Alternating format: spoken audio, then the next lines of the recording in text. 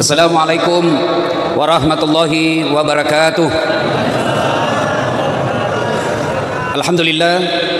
Alhamdulillahi rabbil alamin.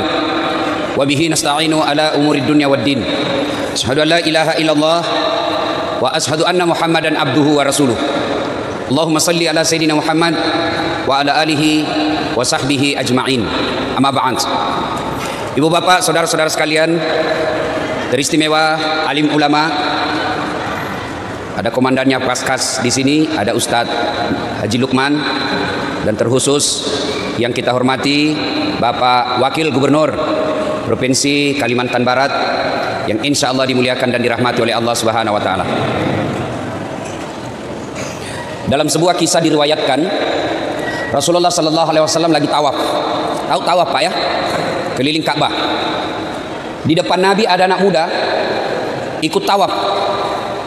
Dan Nabi melihat anak muda ini melepuh pundaknya. Bahasa Bugisnya takalopi lekena. Ya, terkelupas pundaknya. Nabi penasaran, diikuti. Tawaf.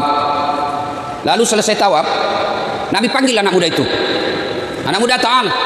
Sini dulu anak muda. Ya Rasul, kenapa itu pundakmu nak? Magi lekekmu. Kenapa belakangmu? Ya Rasulullah, saya orang miskin.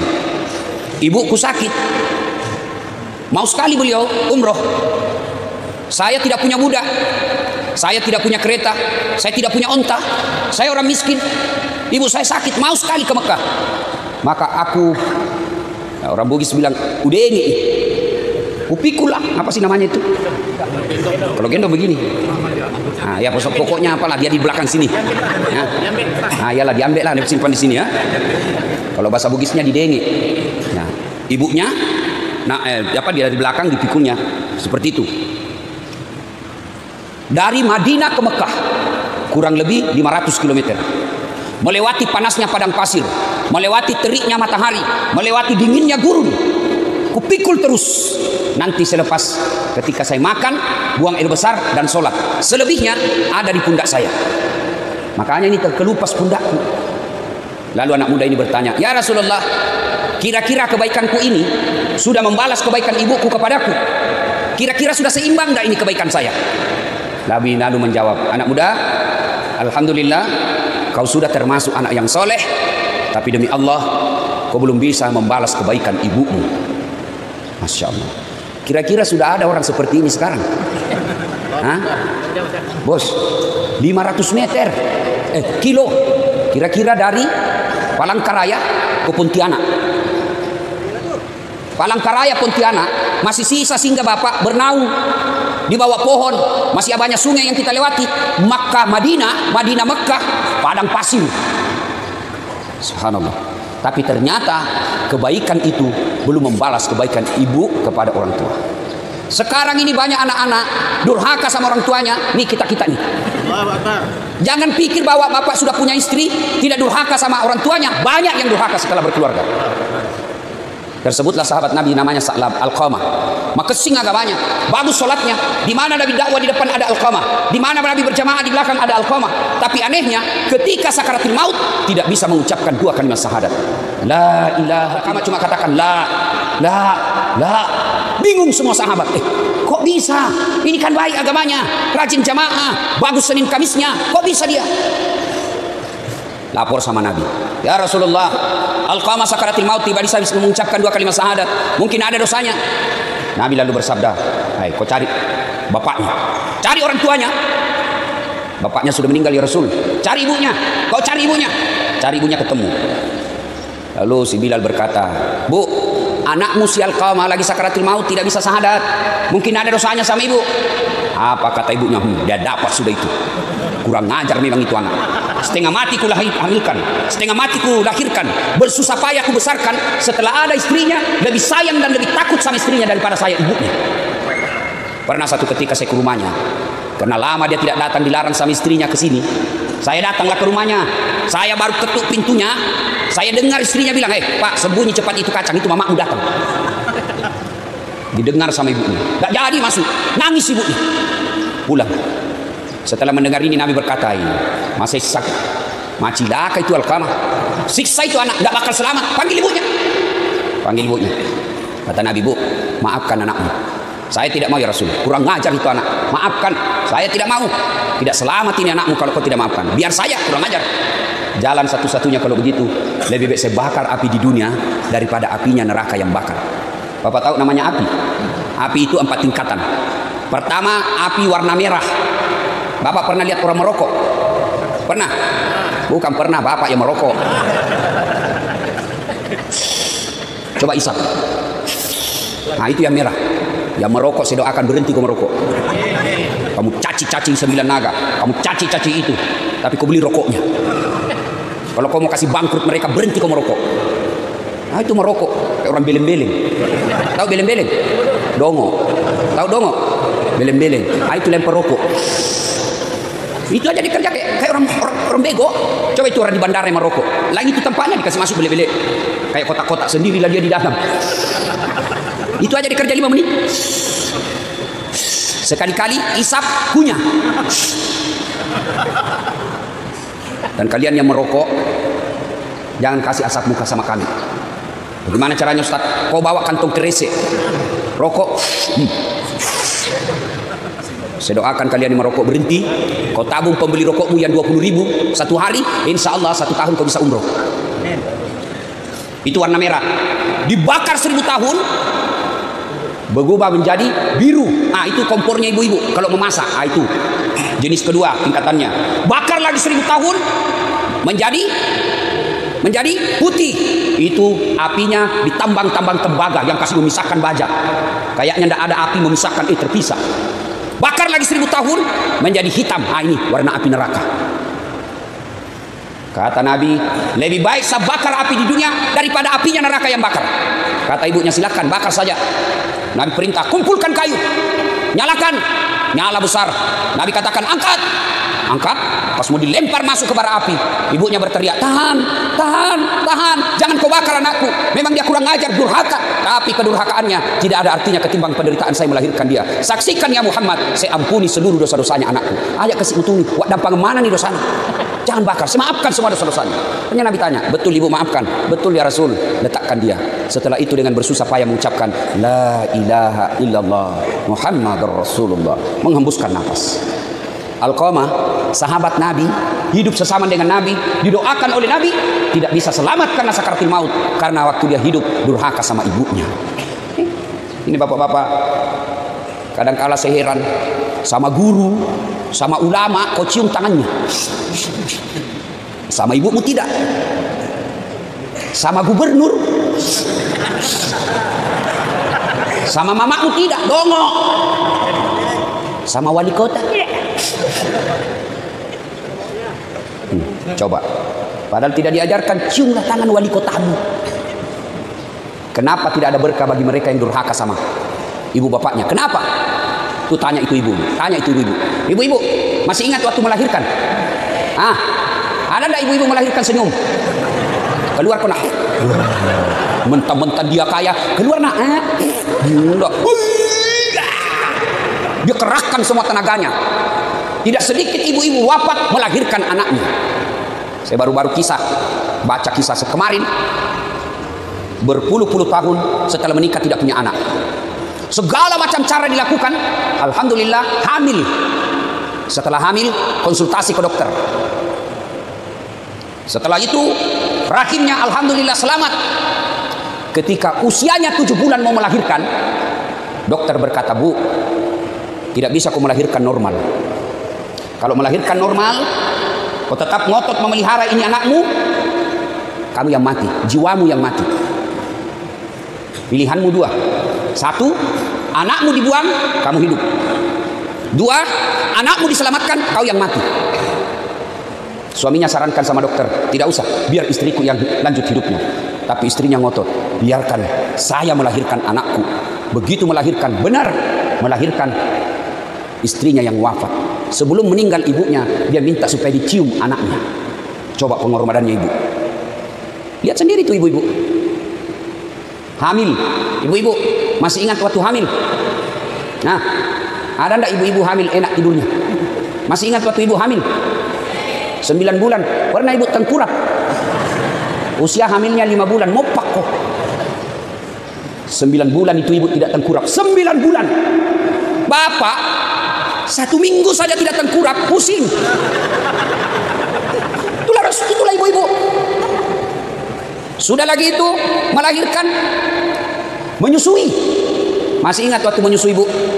Nah, waktunya tumbuh giginya.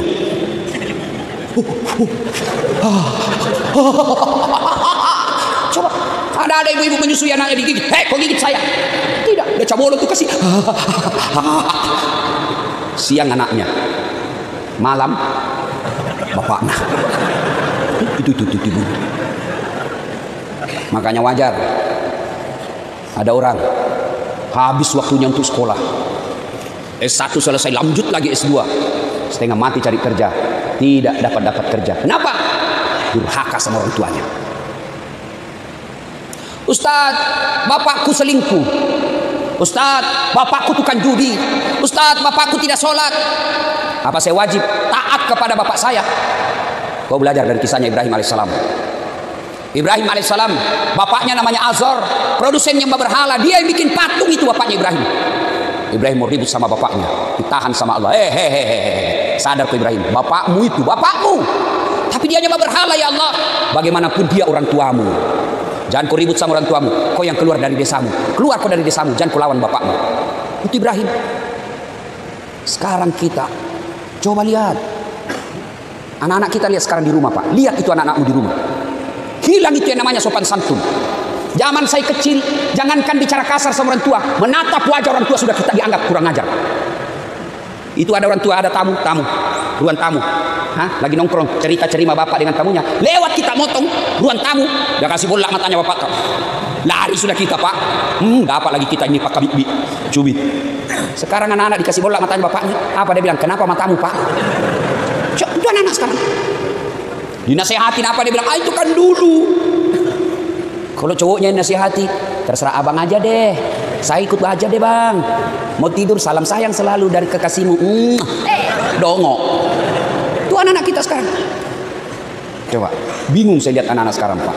Sopan betul sama ceweknya, santun sama pacarnya. Padahal baru 2 bulan kenal, sopannya. Padahal itu cowok baik karena kau perkosa.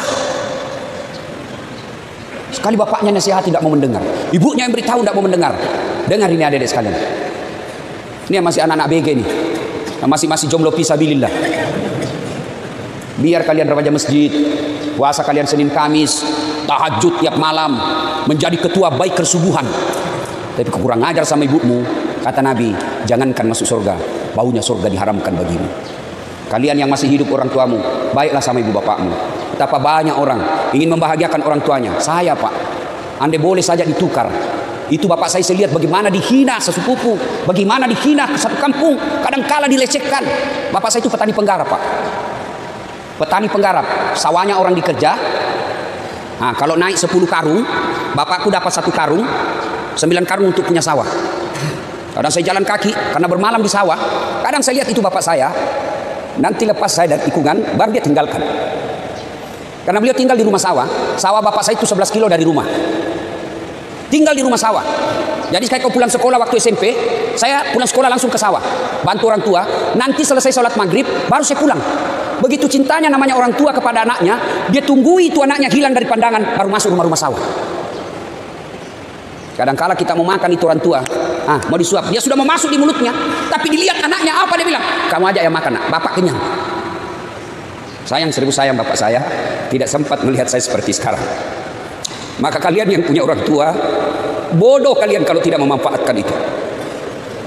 Bodoh kalian kalau tidak memuliakan orang tuamu sekarang. Itu pintu masuknya surga. Itu pintu masuknya surga dengan segampang-gampangnya. Biarkan orang menghinamu, biarkan kau kontrak-kontrak rumah, biarkan pekerjaanmu seadanya, tapi kau muliakan orang tuamu. Itu yang membuat kamu gampang masuk surga. Biar tinggi pangkatmu, duitmu banyak, tabunganmu bermiliar-miliar, tapi kau lalaikan orang tuamu, demi Allah kau tidak akan masuk surga. Kenapa kalian yang masih punya orang tua tidak memanfaatkan itu? Ladang surga itu orang tuamu. Apalagi kalian yang sakit ibu bapakmu, itu Allah sayang kalian. Dia sayang kau Tuhan, nah kasih kau pintu gampang masuk surga. Lalu kenapa ketika orang tuamu sakit kau mengeluh? Tidak semua orang, tidak semua anak dikasih cobaan melawat orang tuanya.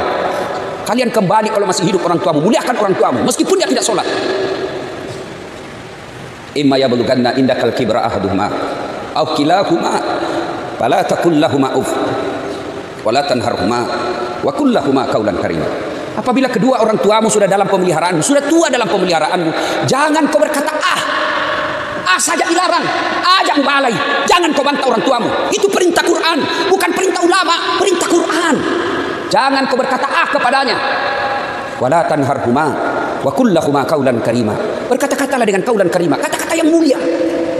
Ustaz, sakit ibuku sudah 2 tahun. Ladang amal bagi kalian. Bisa jadi kalian 5 bersaudara, sakit ibumu, ada orang di antara 5 ini, dia gunakan untuk masuk surga secepatnya. Ada juga yang membuat gara-gara sakit ibunya, lebih gampang dia masuk neraka. Urus saja masing-masing. Sakit ibu. Barangkali yang pejabat tidak punya waktu. Sayangi ibumu dengan ongkos biayanya. Urus biayanya. Kalian yang pengangguran, sakit ibumu, raih pintu surga karena waktumu lebih banyak. Urus itu, fisiknya, angkat. Bawa dia ke toilet. Ketika kau mengeluh, bikin repotin orang tua. Hancur semua kau punya amal. Ingat, dalam Al-Quran ada 3 perintah serangkai, yang artinya tidak diterima perintah yang satu apabila perintah yang lain tidak dilaksanakan. Apa gerangan perintah serangkai itu? Satu di antara 3 itu, aniskurli wali walidaik. Bersyukurlah engkau kepada Allah, tapi jangan lupa muliakan orang tuamu. Orang yang bersyukur kepada Allah tapi mendurhakai orang tuanya, tolak itu syukurmu kepada Allah. Nabi kan pernah ditanya, ya Rasulullah, setelah Allah dan Rasulnya saya taati, setelah saya berbuat kepada Allah dan Rasulnya saya berbuat baik, siapa yang saya taati ya Rasul? Ibumu. Setelah itu siapa? Ibumu. Setelah itu siapa ya Rasul? Ibumu. Setelah itu siapa? Bapakmu. 3:1. Kenapa ibu 3 kali? Ternyata kalau kita pelajari, kenapa ibu 3 kali disebut? Karena ada 3 kelebihan ibu yang tidak dimiliki bapak. 1, hamil. Ada di sini pernah hamil? Paling kita menderita kalau ngidam. Iya toh? Ada di Makassar, Ustaz, apa doanya supaya berhenti ngidam istriku? Saya bilang, ngidam apa istrimu? Dia bilang, nanti dia bisa tidur kalau dia lihat saya duduk di atas lemari. Menderita kau terus. Jadi kalau jam 10 mau tidur istrinya, setengah 10 sudah naiklah dia duduk di atas lemari. Bilang, berhenti kau, dikasih bodoh-bodoh kau istrimu itu. Nggak ada itu ngidam. Ibu, nggak ada itu ngidam. Mamanya istriku dulu ngidam. Saya mau, nggak ada itu ngidam. Berhenti. Kedua, melahirkan. Ketiga, menyusui. Ibu bapak saudara-saudara sekalian, tentu kita heran, kenapa anak-anak kita sekarang begini? Maka kira-kira, kenapa kira-kira anak-anak kita begini? Apakah sepenuhnya salah anak? 90% salahnya orang tua. Kenapa bisa Ustaz? Coba lihat. 1, apa yang kita kasih makan anak-anak kita? Kalau ibu bapak sudah memberi makanan haram anaknya, maka jangan heran anak nanti pun besar selalu berpikir yang haram-haram. Coba lihat anak-anak pejabat yang korup. 3 anaknya. 1 pengedar, 1 pengisap, 1 kawin lari di bawah bandar. Coba itu. Tapi coba lihat anak-anak guru mengaji. Coba, apa mana korupsi guru mengaji? Bapakku guru ngaji. Sampai sekarang masih ada warisannya itu. Anak santrinya lebih 60 di rumah. Bukan TKTPA, yang model ngaji kampung, orang Bugis. Alipura sena'a, alipura wanai, alipura pana'u, ai'u. Itu sampai sekarang itu. Ibu saya 84 tahun masih di situ. Jadi kalau sambil cobek-cobek itu ibu guru ngaji kan dulu begitu. Sambil dia kerja, salai, malampei, salah kok, kasih pendek itu, berdegung itu. Sambil cobek-cobek itu dia tahu. Dan gratis.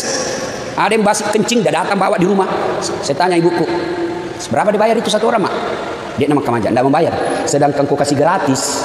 Nah marah-marah, apalagi kalau suruh bayar. Itu paling bayarnya sampai sekarang. Bayarnya apa? Bukan duit. Apa? Ayam. Macerak namanya. Baru masuk bawa ayam jago. Nah, dipotonglah itu anunya. Di atasnya taliknya orang Bugis bilang. Baru modus supaya ada ritualnya. Itu darah-darahnya dikasih di sini. Tidak ada? Saya biarkan saja. Nah, sudah itu masuk Al-Fatihah, bawa ayam lagi, cerak lagi. Nah, sudah 2 ayamnya. Ya, dapat ikra, cerak lagi, ayam lagi, sudah 3. Naik kurang besar, ayam lagi, 4 nih. Dapat pertengahannya, cerak lagi, sudah 5. Dapat sajadah, cerak lagi, 6. Tutup Quran selesai hatam, ayam 2, 8 ayamnya. Saya pernah tanya, Mak, kenapa banyak sekali itu ceraknya? Banyak ayamnya. Dia bilang, ya itulah untung kita. Itu korupsinya kasih guru mengaji paling itu. Tapi coba anggota DPR, langsung. Maka jangan heran banyak anak anggota DPR, bapaknya terhormat, anaknya narkoba. Banyak anak gubernur, wali kota, di kantor dia dihormati, di kantor dia dimuliakan, dicium tangannya, dibukakan pintu kamarnya, dibukakan pintu mobilnya, sampai di rumahnya mau dilempar sama anaknya yang masih SMP. Anak gadisnya SMA pulang tengah malam, lompat pagar padahal bapaknya pejabat tinggi. Kenapa? Anaknya dikasih makan uang haram. Maka di situ fungsinya ibu-ibu. Datang suamimu bawa duit, tanya dulu, halal tidak ini? Halal tidak? Pak, biasanya cuma 3 juta ini gajimu. Kenapa hari ini 3,5 juta? Dari mana ini 500? Halal tidak? Kalau halal kasih masuk. Kalau haram gak mau. Kalau kau mau mencuri, kau aja yang makan. Itu baru istri yang hebat. Bisa ibu? Woi, woi, bisa. 500.000 bisa. 15 juta bengkok mukamu. Ya? 2. Cara didik anak. Belajar di surah Luqman. Ayat 14 dan seterusnya. Ya bunayya, la tusyrik billah. Jangan kau serikatkan Allah. Ajarkan akidah yang lebih awal kepada anak. Ibu-ibu dulu kan diajarkan akidah melalui lagu-lagu. Katakan Tuhan itu satu. Akidah. Topi saya bundar, bundar topi saya. Nah ganti itu ibu-ibu dulu. Tuhan saya Allah, Allah Tuhan saya. Kalau bukan Allah, bukan Tuhan saya. Itu dulu. Lagunya ibu-ibu dulu. Begitu. Masuk Rajab, 27 Rajab Nabi Muhammad diisrakan dari masjid ke Masjidil Aqsa. Itu lagu-lagu dulu. Kalau lagu-lagunya ibu-ibu sekarang, lai panggil aku si Jablay, abang jarang pulang, aku jarang dibelai. Itu. Sudah, karena waktu yang terbatas. Pertanyaan, Ustaz, saya ini baru hijrah. Orang tua dulu saya permalukan. Tidak pernah itu. Orang tua saya teteskan air matanya, tapi tidak sempat saya melihat saya sekarang hijrah. Sudah di alam kubur ibu bapak saya. Bagaimana cara saya berbuat baik? 1. Doakan orang tuamu. Apa doanya? Sederhana. Allahumma gfirli wali walidayya warhamhuma kama rabbayani shaghira. Itu. Saya tidak hafal itu, Ustaz. Tidak usah ke bahasa Arab.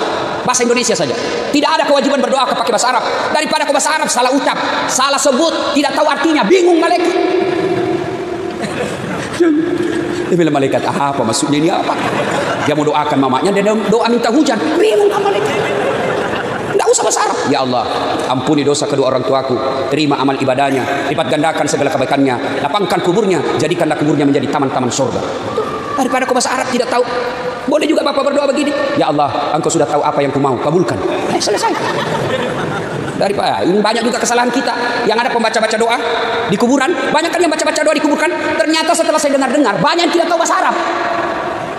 Datanglah ini ibu-ibu gaun, baju hitam, kacamata hitam, roknya hitam, kudungnya hitam, payungnya hitam, gaya.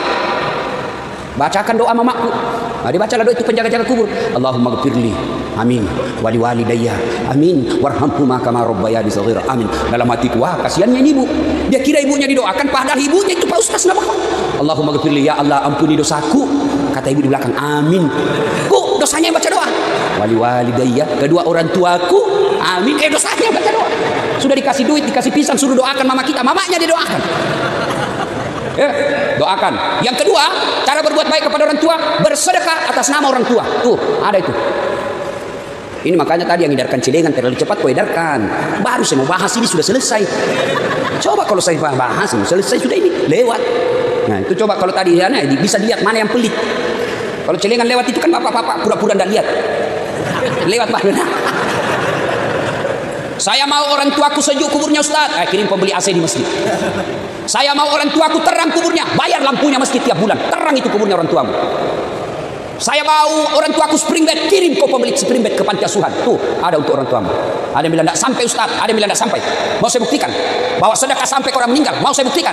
Mau? Ada yang mau saya buktikan? Angkat tangan. Saya buktikan. Itu ada mau. Matilah kau. Saya kirim kau sedekah.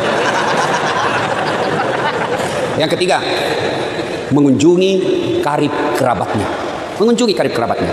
Ibu bapak saudara-saudara sekalian, banyak yang ingin kita sampaikan, tapi waktu yang sangat terbatas. Mohon maaf, saya harus segera ke bandara karena pesawat saya jam pukul 6 pagi mau ke Jambi. Kalau saya ketinggalan pesawat, berantakan acara orang.